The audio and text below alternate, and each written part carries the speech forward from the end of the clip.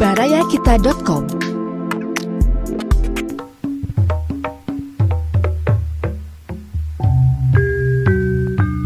Baraya wilujeng petepang dina acara Dongeng Sunda garapan Abah Iskandar. Wilujeng ngadangukeun.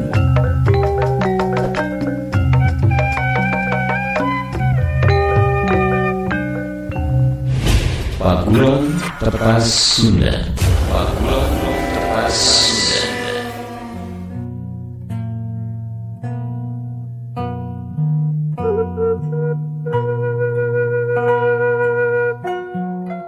Assalamualaikum warahmatullahi wabarakatuh. Haturan mitra kaum dangu baraya sadayana, tepang dangu deui sareng sim guring sareng pedangan dongeng dina judul Paguron Tepasuna ayeuna majeng ka seri ka-36. Hatur sewu nuhun ka sadayana anu tetep satia sasarengan di menawe baraya linggih. Mugi-mugi ngaraos kahibur ku pidangan dongeng anu kahaturkeun ti barayakita.com. Mangga nyangakeun Paguron Tepasuna seri ka-36 kenging Kang Heri Supriyadi.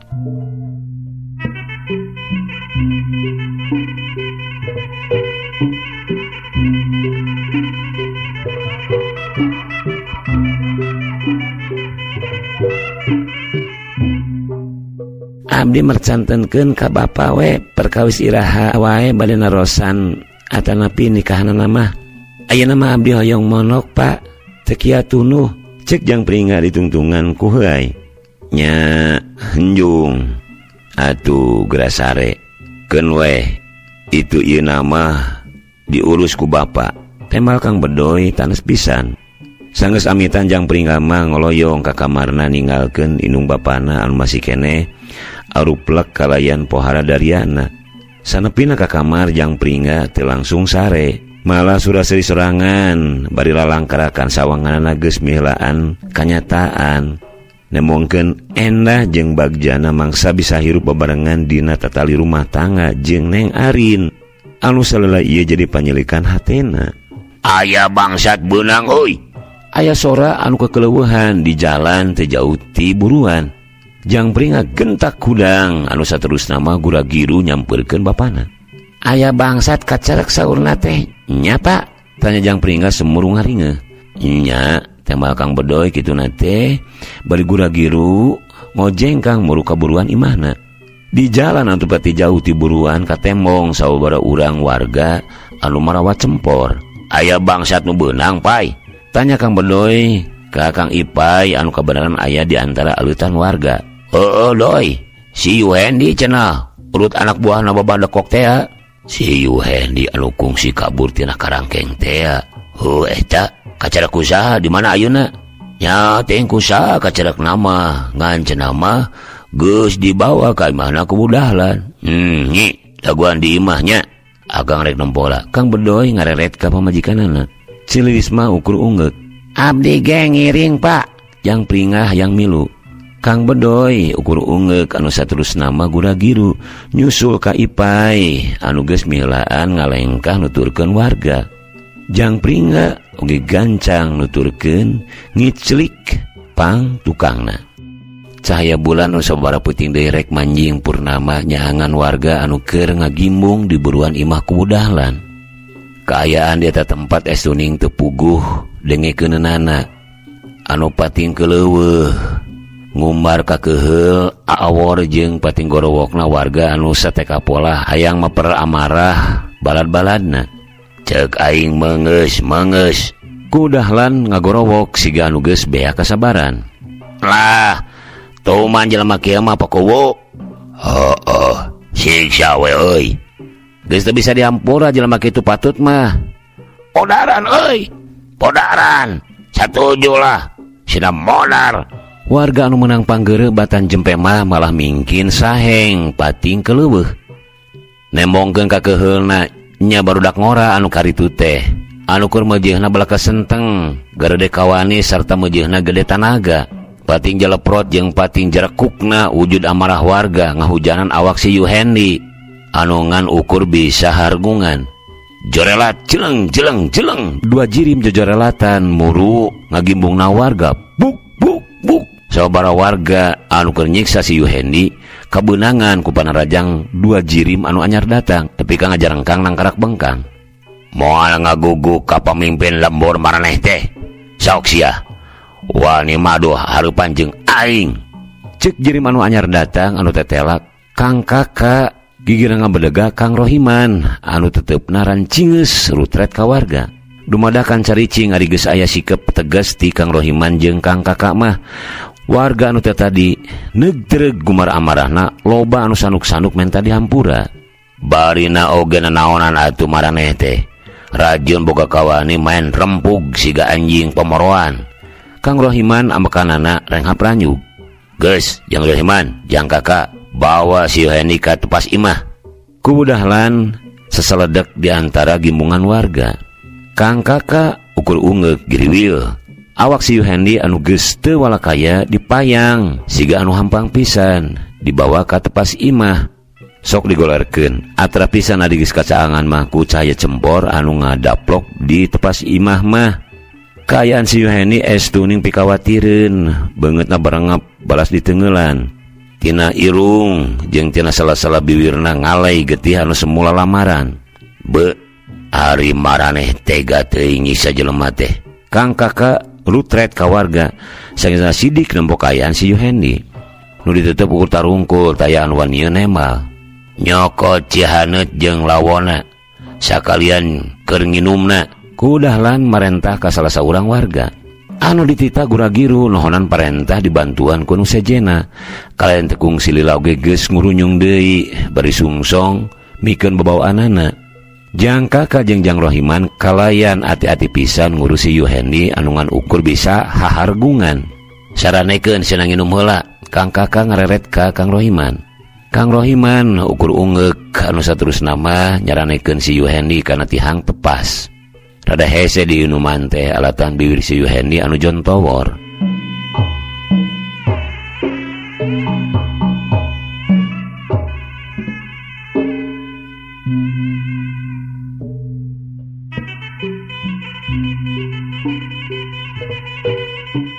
Mana bangsatna? Kang Bedoy anu karek ngurunyung dituturkeun ku Jang Pringga. Nanya kanu keur ngagimbung di buruan ku dahlan. Meh bareng kabeh nunjuk ka tepas imah. Guragiru Kang Bedoy moru ka tepas dituturkeun ku Jang Pringga. Kang Bedoy gugodeg nempo kaayaan si Yuhendi anu pikawatireun. Jang Pringga oge sarua ciga anu mangkarunyakeun. Geura insap pantak ge Yuhendi. Ku dahlan teu anu keur nyarane siga beakeun tanaga. Mumpung aya keneh sesa umur. Kang Kakak milu mairan. Ari Jang Pringga mah malah ulang-ulang siga anu bingung sabab cikene ngadenge dina dirina aya anu ngomong yen cenah si Yuhendi mah geus jadi jelema bener. Geus insap lumayan lila. Ngan anu matak bingung pikeun Jang Pringga mah teuing saha eta nu nyarita teh disebut batur. Da geus jelas dirina keneh anu nyarita teh. Ari disebut dirina da di luar kasadaranana. Kakara ayeuna Jang Pringga mah ngalaman anu samodel kitu. Yeuh, lain hulang-hulang kitu. Angurana bantuan ubaran. Kang Rohiman nepak tak-tak Jang Pringga. Iya, cenah kelawe kalebat. Temal Jang Pringga sangabna bubuhan masih kana bingung. Katurug-turug cikene asa kagebahkeun ku Kang Rohiman. Boro garotong Jang Rohiman, Jang Kakak. Kudahlan banget ngagugu dan memang geus percaya karena kemampuan Jang Pringga. Guragiru si Yuhendi digarotong ka jero imah ku dahlan kalayan mere alesan anu teu matak nyinggung kana hate warga. Nyarek sangkan warga teu marilu asup ka jero imah. Sararea ngagugu caricing di tepas saware ngagimbung keneh di buruan. Hayu atuga kudahlan noel ka Jang Pringga anu semuh ulang-ulang keneh. Mohon ki Aki, ku dahlan semu kerung netep Jang Pringga. Pakubu maksad teh. Tema Jang Pringga siga anu reuas. Ari Kang Bedoy mah ngan ukur gogodeg nempo pamolah anakna anu dumadakan jadi kitu teh. Tapi teu nyarita gancang nuturkeun Jang Pringga anu geus asup ka jero imah. Di jero imah si Yuhendi geus digualerkeun dina amparan samak pandan. Sirahna diganjal ku bantal gek Jang Pringga dina siraheun si Yuhendi. Rek make cai ga? Tanya Kang Kakak. Sawios sekedah mang. dina kana hate anu masih kene bingung ku pipetaeun Jang Pringga meremkeun matana. Kabeh panapa museur ka Jang Pringga, ari Jang Pringga gancang museurkeun hate jeung pikiranana. Madep ka zat tunggal anu kagungan sagala-galana. Biar dumadakan dina tetempoan Jang Pringga dirina ujug-ujug aya di tengah-tengah amparan lautan anu taya tungtungna. Cai laut ngagebur ngaluarkeun cahaya celeg aya jirim anu ngabedega di hareupeun Jang Pringga. Jang Pringga bati olohok sebab pikeun anu kadua kalina jirimna sorangan emongan deui. Tenangkeun diri, pake rasa. Cek eta jirim anu sarimbag pisan jeung Jang Pringga. Sagedapan mah Jang Pringga ukur bengong, tapi aneh eta kakecapan jirim anu sarimbag pisan jeung dirina teh asa ujug-ujug kaharti kalayan teu kudu make katerangan anu panjang lebar. Les jirim kemaran Jang Pringga ngaleungit bareng jeung nyelesna lautan anu samemehna ngampar satungtung deuleu. Nya Jang Pringga beuntar ret ka si Yuhendi anu keur ngalempreh teu walakaya. Bismillahirrahmanirrahim. Puh, puh, puh. Jang Pringga niup si Yuhendi tina sirah nepi kana sukuna. Nu nyaraksian pohara ngagebegna sabab dadag sakala tatu-tatu dina awak Yuhendi leungit sapada harita. Masya Allah. Allahu Akbar. Nu nyaksian pating Allahok nempo si Yuhendi anu dumadakan bisa diuk deui. Malah si Yuhendi sorangan oge pulhak pelohok nempuan kaayaan diri jeung rarasaanana anu dumadakan asa cager deui siga bihari. Eueuh saeutik oge kanyeri anu karasa dina awakna. Cager Jang, hatur nuhun pisan. Ceuk si Yuhendi bari nyekelan pigelang Jang Pringga. Alhamdulillah atuh pamitos damang mamang. Abdi mah sajamitan we ieu teh. Teu kieu toyong kahampangan. Cek Jang Pringga kitu nate bari cengkat tina diukna. Anu saterusna mah gura-giru kaluar ti imah keudahlan. Har eta budak. Keudahlan gogodeg nempo pamola Jang Pringga. Ga, kelaran atuh, Kang Kakak nyelengkeung. Tapi Jang Pringga teu malire tuluy bae neruskeun lengkahna. Anu sajen ukur silih leret ari Kang Bedoy. Segedapan mah ngan kurang kerung siga keur aya anu dipikiran, tapi teu lila kitu nate. Gancang ngadeukeutan si Yuhendi anu kiwari gesila. Geura tobat atuh maneh teh.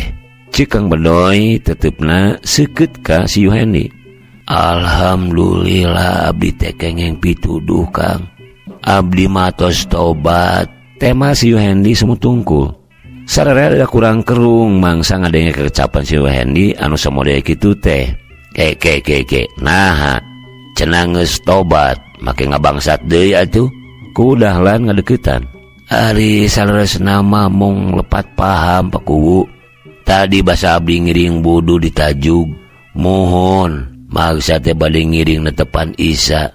Pendak sareng 3 jajaka anu rupina mah kenaleun ka abdi. Abdi teh langsung wae ditarewak sareng ditareungeulan. Kelanan tong waka diteruskeun Jang Kakak Jang Rohiman. Sina arasup jelema anu tadi neungeulan si Yuhendi. Cek keudahlan ditungtungan ku marentah ka si Kakak jeung Kang Rohiman. Kang Rohiman jeung Kang Kakak gancang ngagugu gura-giru mulu ka tepas imah. Ari keudahlan Kang Bedoy jeung anu sejena teu langsung nanya deui si Yuhendi. Ngan ukur ngabartem nempo si Yuhendi anu ngeluk tungku siga anu era. Kadenge rada ribut di buruan. Tekung silila ngurunyung 3 urang jajaka anu dituturkeun ku Kang Rohiman jeung Kang Kakak. Gek sarada riuk. Jajaka anu tiluan rada ngajenghok mangsa nempo kaayaan si Yuhendi anu kiwari geus siga bihari deui. Eueuh saeutik oge tapak nyiksa ari lain pakeanana anu saroek mah. Dadang Wawan jeung mane deui Sardi. Nah bener maraneh nyerek si Yuhendi teh basa keur wudu di kulah tajug. Kudahlan langsung nanya. Jawab. Kang Kakak nyentak jajaka anu tiluan. Anu malah tarungkul. Kudahlan gancang mere isyarat ka Kang Kakak sangkan tenang.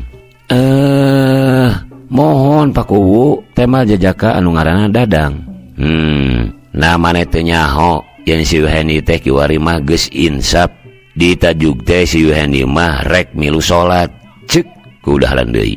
Abdi mah apalna ieu jalmi teh rampok anu kantos kabur tina karangkeng teh Pakuwu. Anu ngaran Sardi ngawanikeun nyarita. Ye, arina naon teh kudu taliti, tong padu beladag wae. pan gening nyata nama si Yuheni teh geus insap. Nu tiluan tarungkul deui tanya anu nemal. Ari mane Yuheni rek nanahaon kalemur ieu. Kudahlan malik nalek ka si Yuheni. Ari abdi mah pokuhu bari jeung seueur karisi oge dongkap ka dieu lemur teh. Ari maksad mah sejasa sadu ka warga. Khususna kalau parantos janten korban abdi dina mangsa kopungkur.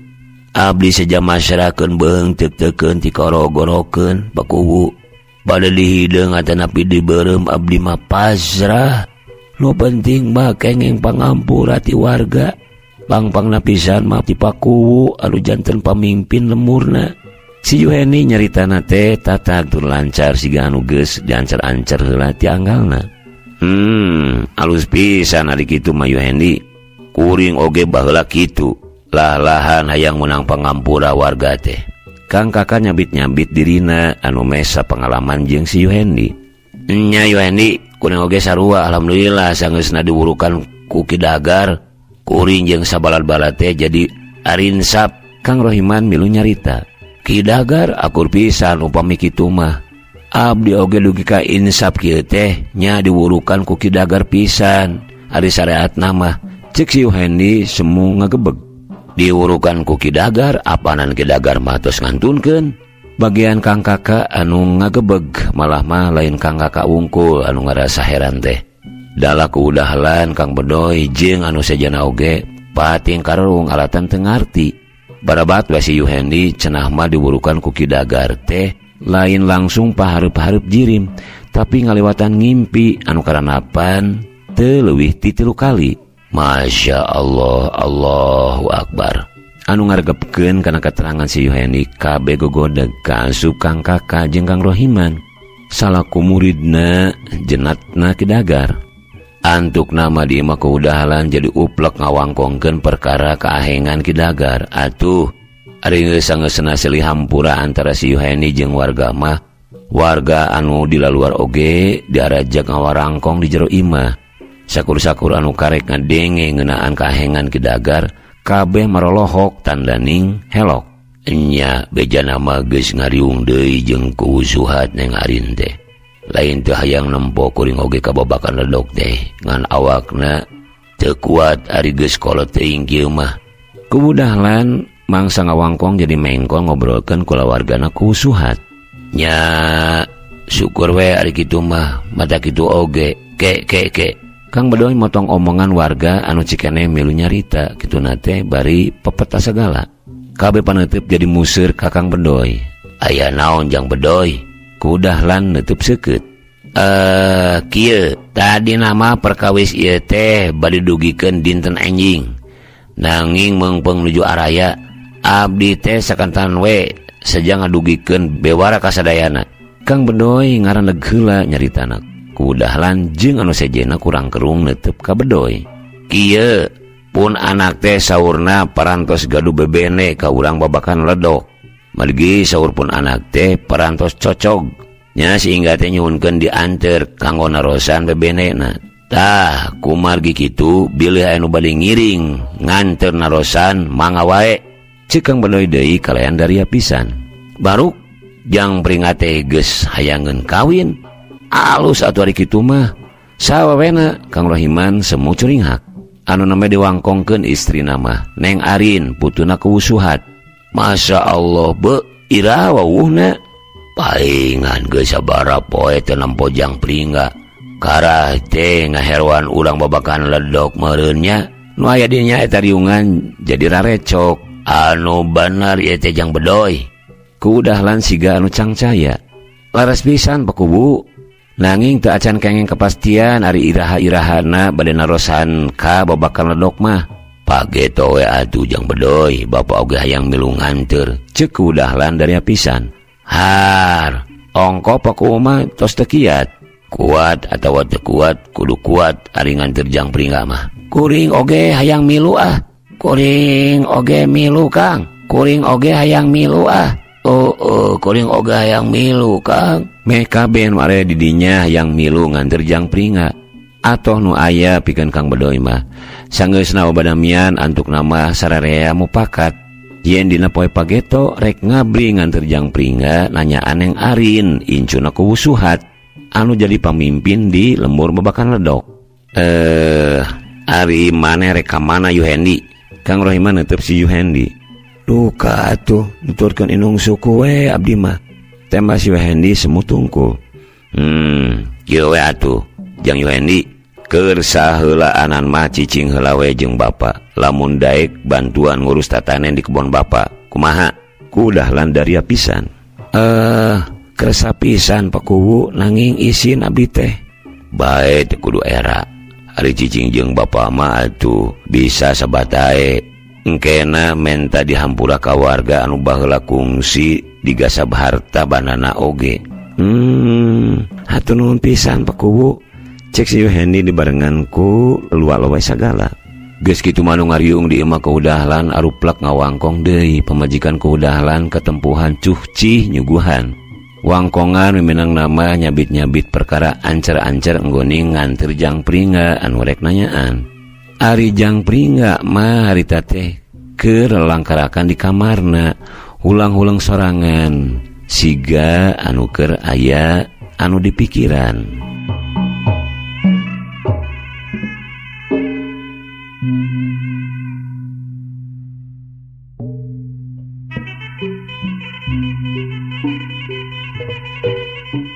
Mitra kaum danguwan cigeus nyada ka janari pangeusi lembur Cisasra geus kabeh pareureum. Kaasup Jang Pringga ngan pada hari Jang Pringga mah lain peureum alatan sare tapi keur mujasmedi mantengkeun cipta rasa enggoning masrahkeun diri ka nu maha kawasa. Jeleg di hareupeun Jang Pringga ujug-ujug aya Wahaji. Kalayan teu ngomongna naon, gep. Wahaji nyakel pigeulang Jang Pringga. Jang Pringga mah ngan ukur bengong. Seot kalasan ku Jang Pringga dirina asa di bawah hiber. Serab sakedeung nepi ka teu katempo naon-naon. Ilang ka serab Jang Pringga jeung Wahaji anu teu leupas nyakel pigeulangna ujug-ujug geus aya di hareupeun Ka'bah. Belumbang timur pungplong tetempoan teh jalma saurang-urang acan ukur dinana jeung anu jadi guruna. Sagedapan mah Jang Pringga ukur molohok. Berbei tigugur teu angin cimata ujug-ujug ngalemereh mapai pipi. Kabunga kasono anu teuing bungana atawa sona alatan naon. Ujug-ujug minuhana longkrang rasana dibarengan ku murbutna cimata. Jang Pringga nuturkeun rengkahna Wahaji anu nungtun dirina muteran eta Ka'bah nepi ka 7 kurulingan. Rengse ngurulingan Ka'bah seot siga samemehna awak Jang Pringga asa dibetot. Serap sakedeung nepi ka antuk nama jeleg. Dirina geus aya deui di kamarna. Ari Wahaji mah eueuh teuing ka mana. Masa Allah. Jang Pringga ulang-ulang sorangan mikiran kejadian anu cikene karanapan. Keuraan tengah ulang dumadakan di luareun imah kadenge aya nu saheng. Kalian tengah haja-haja ngagunakeun panempo batina. Jang Pringga pohara ngagebegna sebab di buruan imah dipipir jeung tempat anu ngurilingan imahna ngagimbung jalma-jalma anu kabeh marake pakaian sa'i. Sanes pakaian sa'i panginten istilah teh pakaian ihram. Ari pakaian ihram teh nu dianggo ngalaksanakeun nalika mangsa ngalaksanakeun wajib haji sareng parduna kitu pangintennya. Dikritisi sakedik memang anggoan itu dianggo tawaf, dianggo sa'i, dianggo wukuf, dianggo lontar jumroh sareng sajabina. Janten anggoan dieu teh sanes anggoan sa'i wukuf tapi kanggo ngalaksanakeun prak-prakan dina ngalaksanakeun ibadah haji. Urang teraskeun. Jang Pringga ngagukuk ceurik sanggeusna nempo kaayaan eta jalma-jalma anu pohara pikawatirunana. Aya anu sompak pipina, aya anu tarutung awakna, aya anu buruk leungeuna jeung sajabana. Kabeh teh sirikna careurik menta pitulung jeung menta didoakeun ku dirina. Ya Allah, naon atuh ieu teh? Abdi mah teu ngartos. Geraneng Jang Pringga dina sela-sela ceurikna, jeleg di hareupeunna ujug-ujug ngajega jirim dirina. Jang Pringga kurang kerung sabab eta jirim dirina anu asalna mangan ukur make pakaian ihram kiwari mah geus robah make jubah raja. Malah mah pake makuta sagala. rupana cahayaan matak nengtremkeun ati dina mangsa harita. Red kakatuhu, red kakenca jeung katukangeunana, kamana wae jang pringa nyang hareup jirim dirina aya di mamana. Mitra kaum dangu tunah heula lalakon jang pringa anu keur ngaranapan pangalaman batin anu teu sabongbrong jeung kalolobaan jalma. Urang sampeur heula kayaan Janggani di wongkon pileuweungan. Janggani guling gasahan teu bisa sare pikiran langanteng wae kaneng Arin. Wano jaran cunit anu teu waleh jadi panyeleukan hatena. Dagoan Kakang Arin, geuneuneung Janggani kalayan sorot mata anu pinuh ku pangarepan. Reup Janggani meuremkeun matana, maksudna mah rek sare tapi keukeuh teu bisa. Gambaran yang Arin ucang ange wae dina kongkolak mata, antuk nama parat. Janggani teu sare nepi ka datangna wanci subuh. Den Gani, Den, aya suara si Oti nyalukan. Teu nemalan Janggani gura-giru kaluar ti kamar. Rek ayeuna Den, tanya si Oting anu katempona geus saged. Geus nyiapkeun bebekalan keur di jalan. Parantos Den, tema si Oting bari nemongkeun gemolan anu dibawana. Kela daguan sakedeung. Janggani gura-giru asup deui ka kamarna. Sanggeus aya kana saobar kedapan, Janggani ngurunyung deui nyampeurkeun si Oting. Hayu, moal ngabajaan heula anu sejen. Lah teu kudu, da geus nyarahoeun. Si Oting ukur ungut-ungutan. Sanggeus nutupkeun panto imah duanana ngagedig ninggalkeun panganyarkanana. Si Oting leumpang pangheulana leungeunna sibuk ngeprisan cai ibun dina dangdaunan di jalan anu rek jadi liliwatanana. Panon poe ngarayap marengan kahirupan manusia jeung makhluk-makhluk anu liana. Mangsa panon poe geus lingsir ngulon, Janggani jeung si Oting geus jauh ninggalkeun padumukanana. Leulah Den, teu kuat capek. Janggani teu nemalan gek dina hanapeun ieuhna tangkal. Si Oting ge nurutan diuk anu saterusna mah muka gemolanana. Dahar heula Den. Si Oting ngasongkeun timel. Sok we ti heula, kuring macan hayang. Temal Janggani bari ngarongkong wadah cai. Teu ngomong deui si Oting nyelebek murak timel anu jadi bagianana. Lila kene kalembur tapak ledok teh, tanya Janggani. Babakan ledok Den, lila kene karek setengah perjalanan. Engke sapona kuring geus amprok jeung si Arin. Mamang marek balik dege teu nanaon, cek Janggani dari apisan. Ari si Oting rada bengong mangsa Janggani nyebut mamang ka dirina teh. Nya kumaha alusna we Den. Tah, bisi butuh keur barang beuli. Janggani ngasongkeun duit anu kawilang loba. Nuhun Den. Si Oting kalayan siga anu bunga pisan nampanan duit ti Janggani. Pikeun si Oting jeung balad-balad nama bunga pisan boga pamimpin samode Janggani teh. Jelemana teu loba carek jeung teu hese barang bere, asa ngagugu kana sagala parentahna. Bari jeung tara minang teuing tutah titahna oge. Sanggeus ngarasa cukup ngareureukkeun kacape si Oting jeung Janggani neruskeun deui lalampanana. Ari jelema anu rek dijugugna mah nyatana Neng Arin anu aya di lembur babakan ledok. Harita teh keur parebut kulub suuk jeung kulawargana di tepas imah. Paling oge tujuanana hayang nangtremkeun hate hidup ari jang pringa mah. Komo ari pihak lalaki mah kudu loba bekal itu ieuna. Bangsa rek nanyaan enggoning rek mileuleungkeun awewe teh. Keun we teu kudu diburu-buru karunya. Sajabati eta kaparan bapa oge can siap dina perkara waragadna ari ayeuna mah. Ceuk Kang Yaya mangsa Neng Arin nepikeun caritana jang pringa anu cenah mah saupamana kamabakan ledok deui.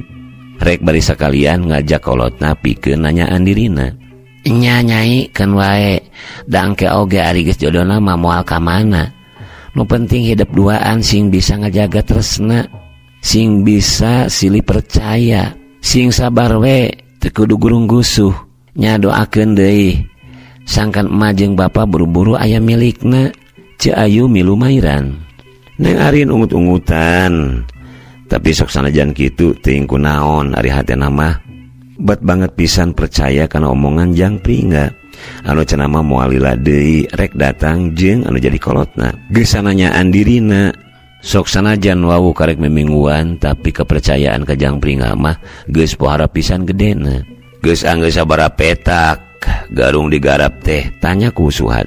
Lumayan tos rada lega Pak, nangi mau langsung dipelakan, bade disarangkeun we, bade ngantosan dugi karengsena heula dipacu sadayana.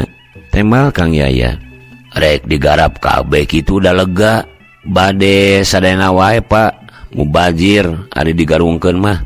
Nya aku malusna we ari eta mah, sabaraha urang nu gawena 8 jalmi Pak. Wangkongan jadi musir karena tatanen anu digarap ku Kang Yaya. Neng Arin mah teu milu nyarita. Da teu nyaho kana soal tatanen mah. Muli ti mana Wah Haji? Linggih heula atuh. Ku Suhat ngagorowok mangsa nampo Wah Haji ngaliwatan jalan anu dihareupeun buruan imahna. Wah Haji ukur ngaraneg sakedeung bari ngacungkeun jingjingan. Sarta pepeta nuduhkeun ku curugna, geus kitu mah Wah Haji gura-giru neruskeun deui lengkahna. Teu malirek ka ku Suhat jeung pamajikanana anu bati gogodeg. Lengkah Wah Haji teu kebat muru ka imahna, malah mengko nyorang ka jalan setapak anu beulah kenca. Anu berasna ka hiji imah leutik anu geus rada reyod alatan kahakan umur. Sampurasun. Wah Haji uluk salam dibarenganku keketrok kana panto. Tegung silila ngurunyung saurang aki-aki mukakeun panto. Nempo tina kaya nama eta aki-aki teh geus ripuh leumpangna we geus semu ngalaleper. Leungeun katu eta aki-aki buntung semet sikuna. Geuning Kang Mista. Hiap atuh ka jero heula. Cek eta aki-aki daredeh pisan. Dong nyebut ngaran bisi aya cak-cak bodas. Tempas Wah Haji. Nyampura poho geus di mana atuh? Ngahaja ka dieu? Nya ngahaja ieu kabeneran keur boga milik. Temal Wah Haji kitu nate bari ngasongkeun jingjinganana. Aduh era kuring teh sok ngaberatkeun wae. Aduh era kuring teh sok ngahesekeun wae. Keun we padahal mah dari beas-beas wae mah kuring ge boga. Cek eta aki-aki sanggeusna nempo eusi jingjingan anu tetela eusina beas jeung deungeuna atahan. Dong ngawadul kuring nyao maneh keur teu boga beas-beas acan.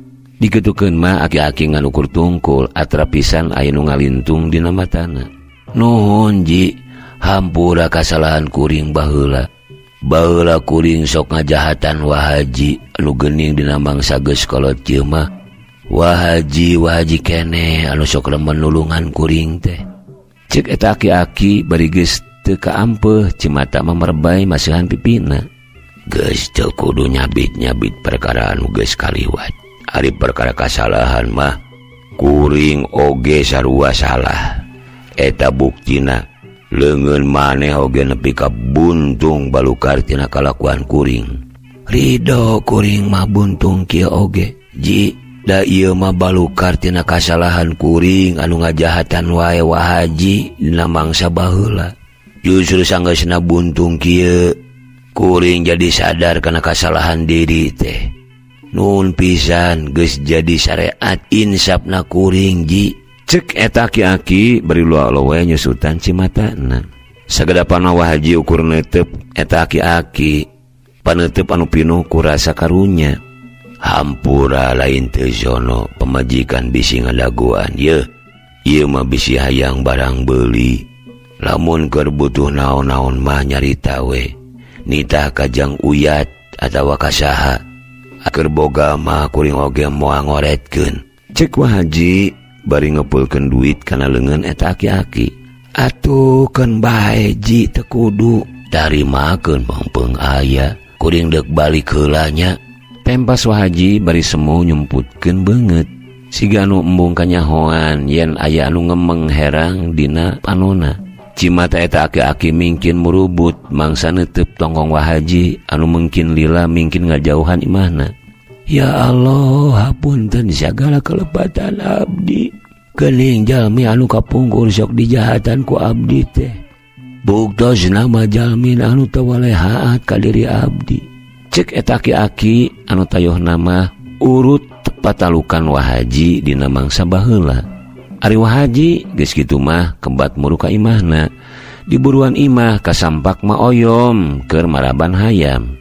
Nyi, kolak teh geus asyak. Sanepina ka hareupeun ma oyom. Kolak anu ditanyakeun ku Wahaji teh.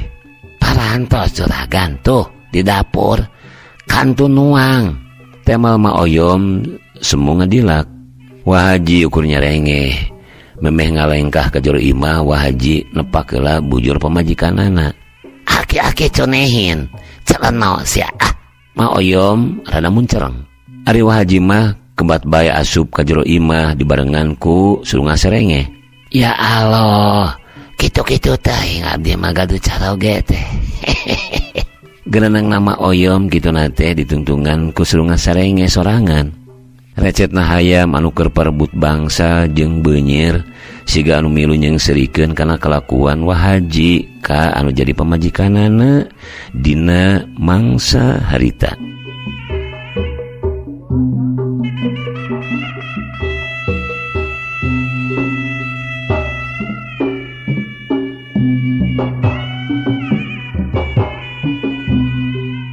Mitra kaum dangu poe geus ganti deui.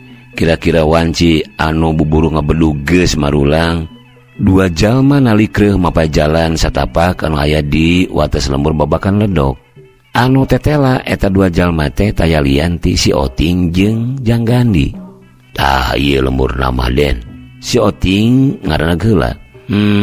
Nepi oge. Tapi hade nama urang neangan dahareun heula Den. Teu kuat kuring mah beuteung geus kukurubukan. Janggani ukur ungeuk anu saterusna mah nuturkeun si Oting anu geus mimiti ngalengkahkeun deui sukuna. Mingkin lila lengkah si Oting jeung Janggani mingkin asup ka jero lembur. Geus apa tayuhna mah warung anu panghalan dijugjug ku si Oting teh. Sanepina ka warung kasampak keur aya sababaraha urang warga anu ngadon ngaropi.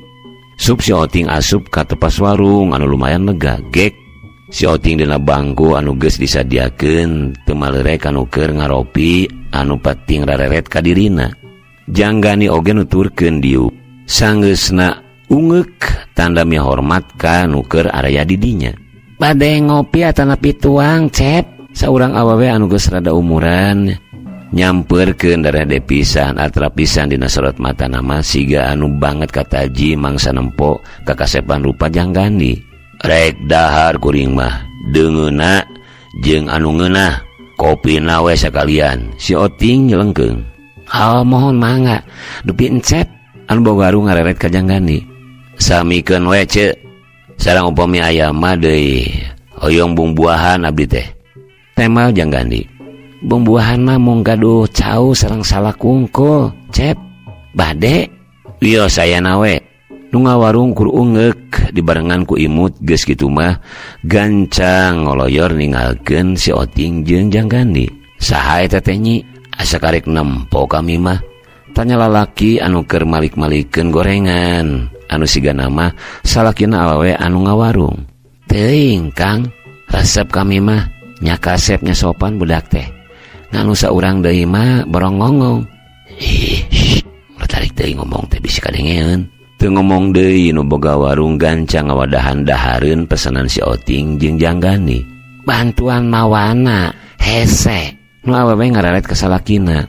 Teu kungsi ngomong ceg kana pesanan anu geus diwadahan kana baki. Geus kitu mah kalayan ati-ati nyampeurkeun si Oting jeung Janggani. Sanepina pesanan celebek we si Oting mah miheulaan dahar.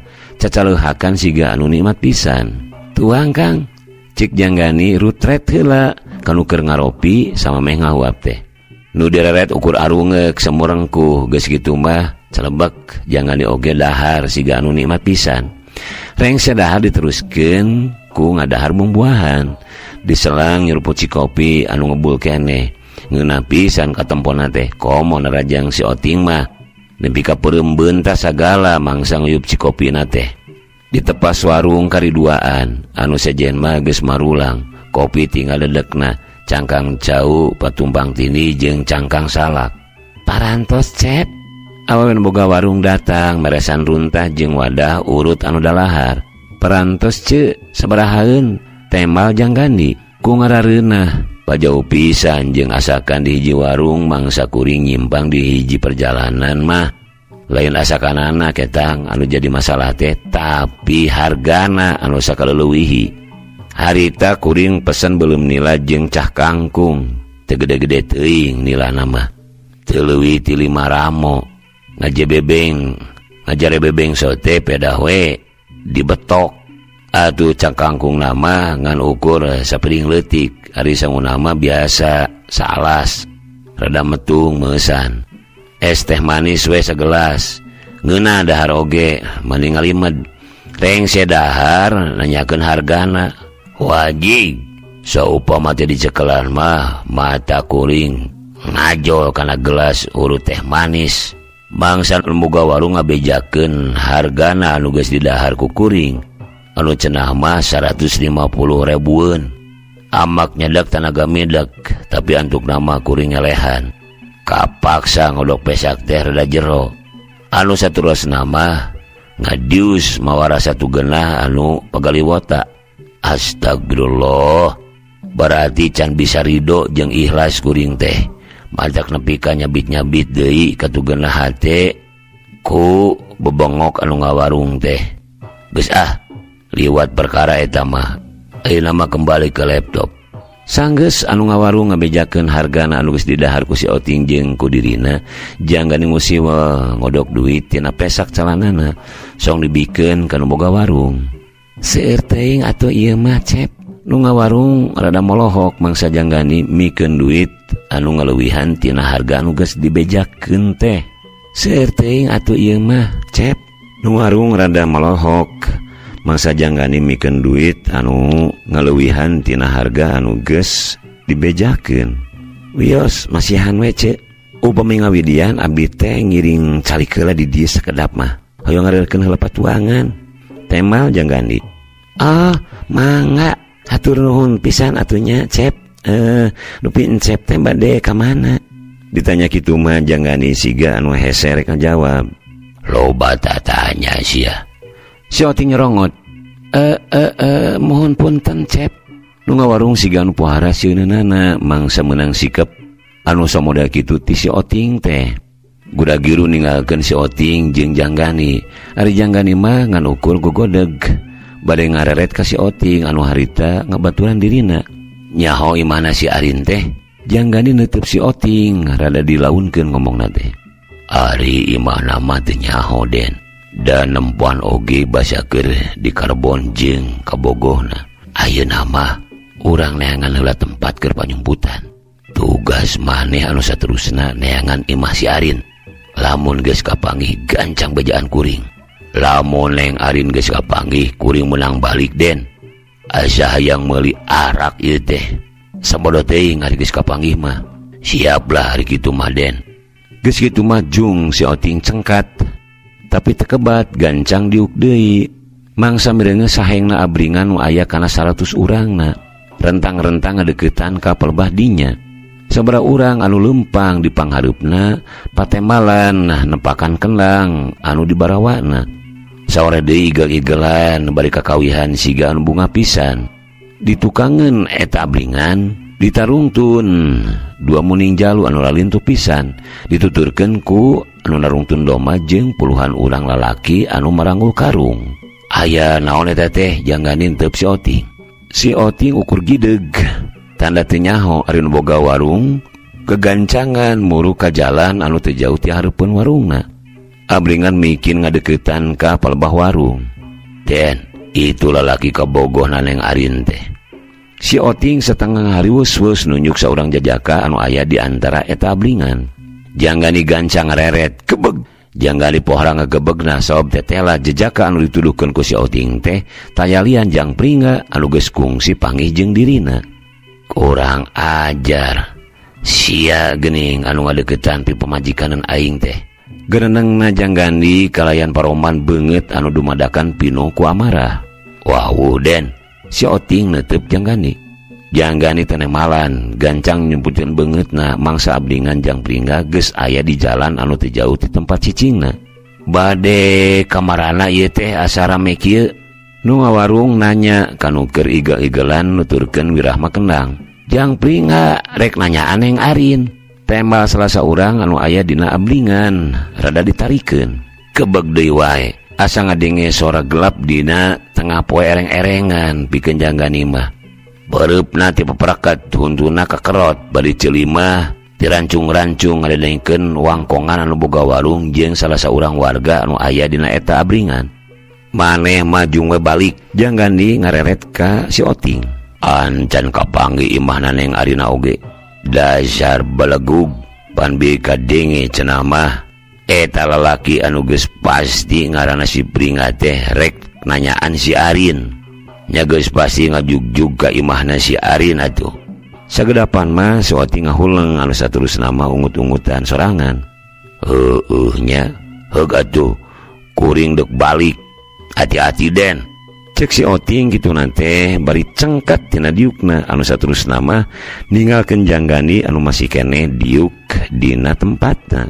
Sanggeusna abringan Jangpring rada jauh janggani cengkat tina diukna anu saterusna mah kaluar ti eta warung. Bade miang ayeuna cep tanya boga warung sanggeusna janggani aya di hareupeunana. Janggani ukur nemalan ku ungeuk anu saterusna mah neruskeun lengkahna nuturkeun abringan Jangpringa anu tangtuna oge tetep ngajaga jarak sarta rada tungkul nyumputkeun beungeutna.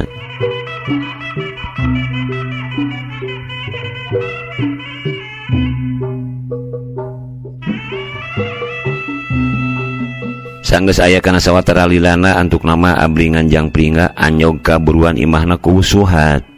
Jangpringa ganang pisan diapit ku Dahlan jeung ku Kang Bedoy. Ditu kangeunana Cililis anu teu leupas lungtun Neng Anis. Renenengan jeung pamajikanna Kang Kaka sarta pamajikan Kang Rohiman. Ku Suhat jeung kulawargana anu kabeneran harita keur nariis di tepas imah pohara ngajrenghokna mangsa kadatangan abringan anu nganter kulawargana Jangpringa teh. Areneng arin mah siga anu pohara bungahna mangsa nempo bebeureuh hatena datang jeung anu jadi kolotna teh. Masa Allah aya naon ieu mani rame kieu tanya pamajikan ku Suhat semu tagiwur. Hapunten pisan tu masihan heula ibar ti anggalna. Abdi sadaya kadieu teh gedung maksad sejang nganter Jangpringa anu maksad utamina seja narosan Neng Arin. Ku Dahlan anu nemalan. Waduh, narosan be sugan teh omdo bapana. Naon omdo teh? Ku Suhat ti kerung-kerung teu pamajikanna. Enya bohong, omong doang. Lah, sok araraneh bahasa teh. Hiap atuh ka jarero. Teu sopan di luar kieu mah. Sanggeusna sasalaman ka pribumi keluarga Jangpringa, keluarga Kang Kaka, keluarga Kang Rohiman, sarta keluargana ku Suhat arasup nuturkeun anu boga imah. Teu asup kabeh da bubuhan loba anu ngalanteur nanyaan teh, gur inohong-inohongna lemur wungkul anu milu asup teh.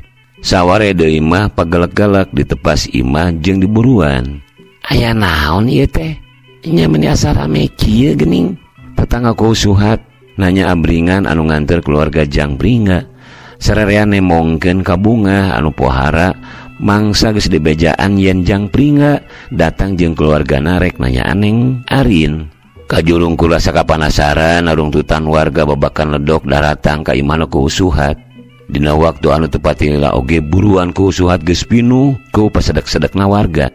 Kang Yuhendi anu milu kana abringan warga teu sirikna pangdai kanana meresan puluhan karung babawaan diantepkeun di buruan. Jalema eta teh pan baheula marampoknya. Enya lah geuning milu nganter Jangpringa. Loba warga babakan ledok anu patingkat cewis bari kurang kerung neuteup ka Yuhendi. Barabat we aya saurang warga babakan ledok anu hidang nyaritakeun perkara insapna si Yuhendi. Teu nyangka bet ampir Arin sap kabeh pangsiunan anak buah babah dekok teh. Hahaha. Pangsiunan sok aya-aya wae, tapi nya ketang asana kabeh Arin sapnya. Ari lain anu maraot mah. Kitu diantara galecokna warga anu ngagimbung di buruan. Hore! Hore! Hidup Jangpringa, hidup Neng Arin. Neng Arin narima jangpringa. Hose, hidup Neng Arin, hidup jangpringa. Tere haja terongkah ieu mah euy.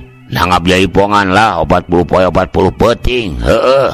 Teu kabujur sila laing coplok belas igel-igelan. Barakatak kabeh saleuseurian. Siga anu baru ngapisan, iwa paroman saurang jajaka anu harita keur nalingakeun ti kajauhan, anu katempona jauh tina kabungah teh.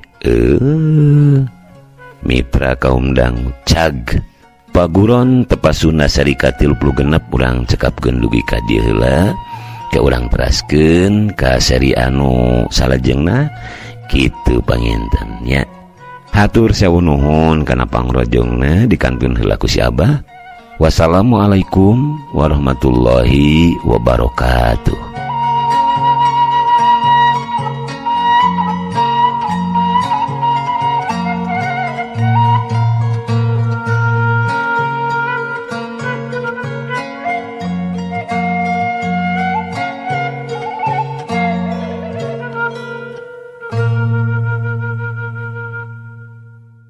Baraya Kita, berita positif dan inspiratif serta info wisata, bisnis, kesehatan, dan pendidikan.